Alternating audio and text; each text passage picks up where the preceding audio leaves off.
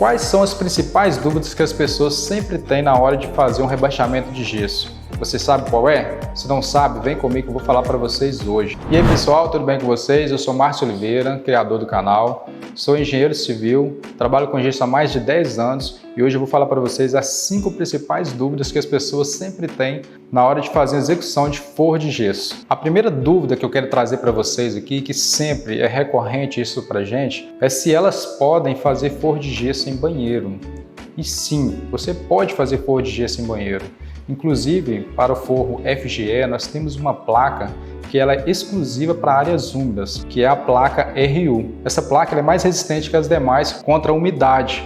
Ela absorve apenas 5% de umidade, enquanto as outras absorvem 100%. Ela é uma placa específica para esse tipo de ambiente. Agora, se você optar por utilizar uma outra placa, como a placa ST, ou mesmo a plaquinha, você tem que tomar algumas precauções a mais. E uma precaução, no caso de alguma dessas placas, ou a plaquinha, ou a placa de gesso ST, é utilizar uma tinta adequada para ambientes úmidos, uma tinta que vai fazer uma impermeabilização do seu forro, para não permitir que a umidade do banheiro ela passe para a placa. Se caso passar alguma umidade, ela pode acontecer de estar gerando mofo, ou até mesmo prejudicando a pintura do seu forro. Porém, mesmo se isso acontecer, é algo que não vai gerar grandes transtornos ou grandes problemas. Apenas você vai ter que fazer um reparo nesse local para estar fazendo a correção desse tipo de problema. Você vai apenas, se for um caso de mofo, lixar e pintar, e você já aproveita e já pinta com uma tinta adequada, uma tinta que vai impermeabilizar o seu forro.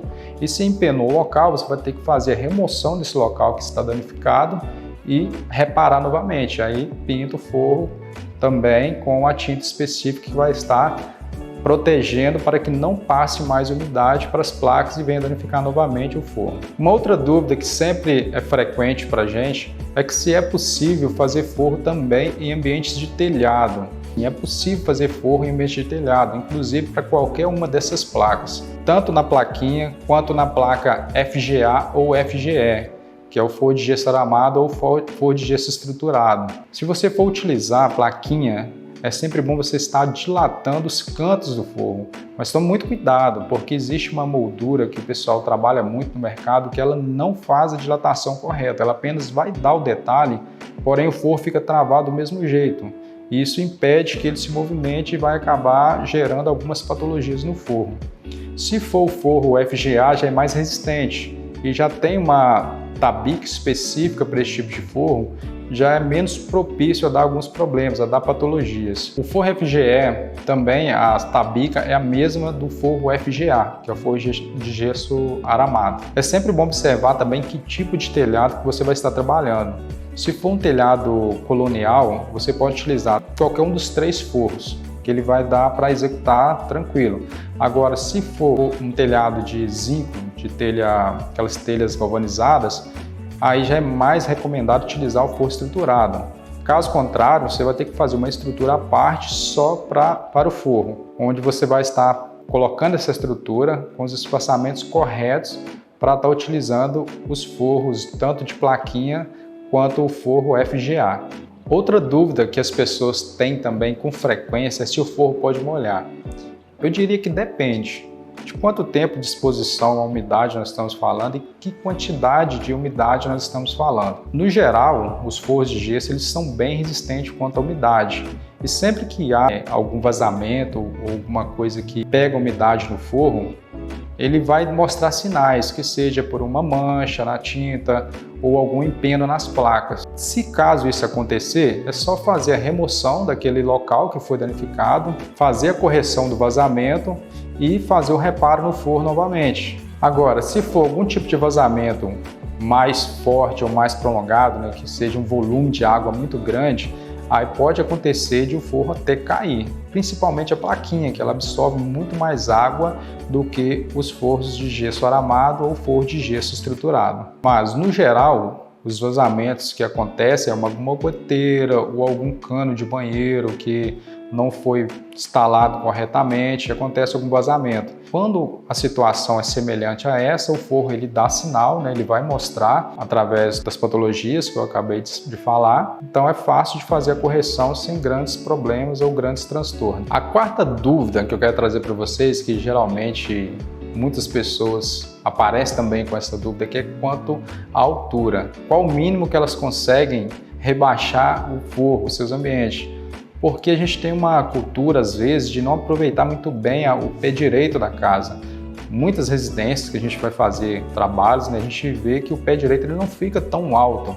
Então fica pouco espaço para estar fazendo esse rebaixamento de gesso. Mas a altura ideal para fazer o rebaixamento de gesso seria entre 15 a 20 centímetros da laje. É onde a gente consegue trabalhar com mais tranquilidade, com mais folga para estar fazendo a execução. Isso falando de forro reto. Agora, se você tem alguma decoração, alguma luz indireta, vai depender muito do detalhe que você quer fazer.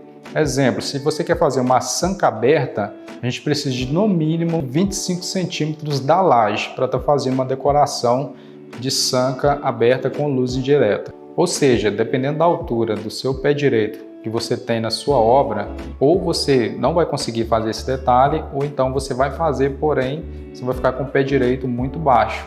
Tem situações em que a gente levanta o braço e encosta no teto, no rebaixamento de gesso. A quinta dúvida que geralmente também as pessoas têm, que seria a nossa última para esse vídeo, é que depois do forro pronto, eu preciso dar algum acabamento especial?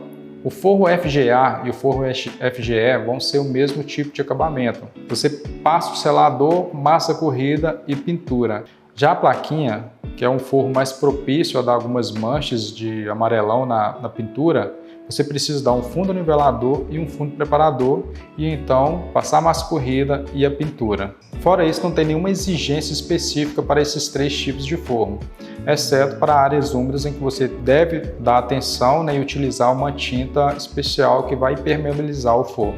Pessoal, um detalhe importante também, que seria como um extra aqui dessas 5 dúvidas, é que em áreas litorâneas é sempre bom você utilizar um arame encapado por causa da maresia.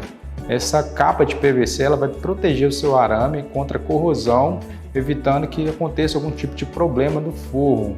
Então é sempre bom em áreas e regiões litorâneas você estar utilizando esse tipo de arame que vai ser uma proteção a mais para o seu forro. Então pessoal, este é o conteúdo deste vídeo que eu queria passar para vocês. Se tiver alguma dúvida, você pode deixar aqui nos comentários. Se tiver alguma sugestão também de vídeo, deixe aqui nos comentários. Curte o canal, compartilhe com seus amigos, se inscreve se você ainda não é inscrito, ativa o sininho e bora para os próximos vídeos.